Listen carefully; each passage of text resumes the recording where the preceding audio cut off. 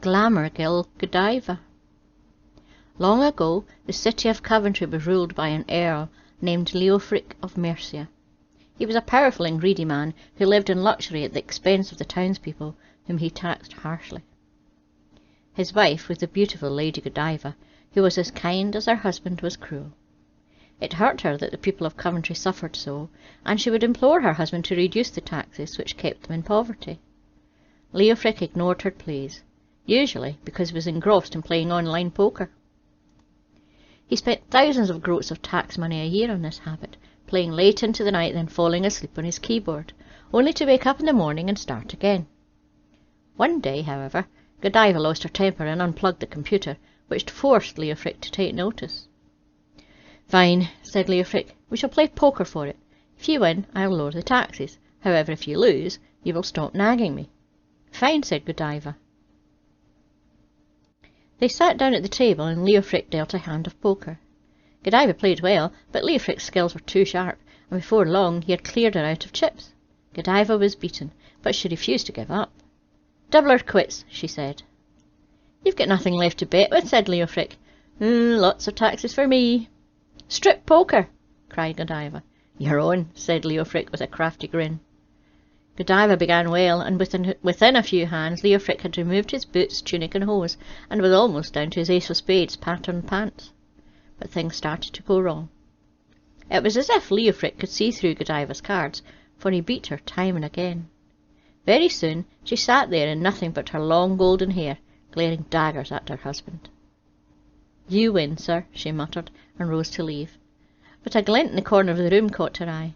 She saw a small mirror there that she hadn't noticed before, and it was angled so that Leofric could see her cards. She gave Leofric an accusatory glare, and he looked very guilty indeed. "Bastard!" Godiva roared. Leofric went white. Godiva grabbed an iron poker from the fireplace and chased him round the table 3 times with it, but he was too fast and bolted out of the front door and down the street. Godiva chased him into the yard, and, still wielding the poker, she jumped onto her horse and pursued Leofric through the middle of town. It was market day, however, and the town was busy, so Leofric quickly escaped. Suddenly Godiva realised that she was completely naked on a horse in Coventry town centre. All around her, men's mouths were hanging open, and women were scowling and tutting at her. A painter, who illuminated manuscripts for the local monastery, whipped out his paints and began to illuminate a picture of the scene. "Wah!" said the illuminator. "Stick your chest out, love. That's it." Before Godiva could react, he had painted a quick picture and was running as fast as he could to the monastery, shouting for the monk who edited the Anglo-Saxon Chronicle. Godiva could do little but ride to the nearest clothing stall and purchase a dress on credit before riding home in an absolute fury to drown her sorrows in a bottle of Pinot Grigio. Leofric was nowhere to be seen, for he was wisely laying low in the snug bar at the Viking's Fists.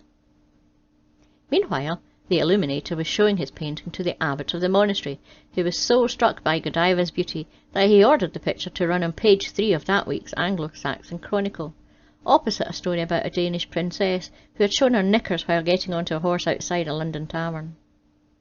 He paid the illuminator 10 pieces of silver, and the man trotted off to the pub, very happy with himself. The next day Godiva awoke with a vile headache to the sound of the Anglo-Saxon Chronicle, I can't say that, sliding through her letterbox. When she opened it up and saw herself naked on the horse, she had the shock of her life. "Glorious Godiva, I love a spot of horseplay," read the article. "High-born Lady Godiva, aged 32, loves nothing more than to show off her 36, 24, 36 curves atop a fine stallion." Furious, Godiva snatched up the Chronicle and her iron poker from the fireplace and stormed down to the monastery, stamping past 3 illuminators who had set up camp in her driveway with their easels and paints. She got to the monastery and banged on the door for the abbot, and when he opened it, she chased him down the vaulted hallway. "My lady," he shrieked, "I beg you, stop! How much do you want?" "Eh?" said Godiva. "For a 6-month contract to appear on page 3 of the Chronicle every day," panted the abbot. "We sold out within 2 hours this morning. I've never seen anything like it. Everyone wants a copy. I even heard that a bloke called Peeping Tom bought 20 copies. You're a hit. You could make a fortune. What do you say?" Said Godiva. 6 months later, life was very different for Godiva. She no longer lived with the mean Leofric. She lived on her own in a smart city centre Watling Daub penthouse with a bathtub and everything. She had a running contract with the Anglo-Saxon Chronicle, a franchised hand-illuminated calendar deal, an underwear range, and her very own relationship advice column in a lad's parchment called Wench. She was very well off indeed, but something nagged at her. The people of Coventry were still taxed too heavily, and she resolved to go and see Leofric about it one more time. "Husband, I have proved myself an independent and worthy woman," she said to him. "Once more I beg of you to lower the people's taxes." "Okay," said Leofric. "Really?" said Godiva. "Yes," said Leofric. "You have done very well for yourself, and, as a consequence, you owe me a huge amount of tax. You owe me so much, in fact, that I can lower everyone else's taxes and still have even more funds for online poker than before. Your bill's in the post." "Why are you smiling?" "Because I've just thought of tomorrow's Anglo-Saxon Chronicle headline," said Godiva, as she reached into the fireplace. "It's going to say, 'Leofric leathered by luscious Lady G.'" "Oh dear," said Leofric, as the iron poker whistled through the air. The end. Don't forget to like and subscribe, and press the wee bell notification. And a huge big thank you to all my subscribers and patrons. See you next week. Bye bye.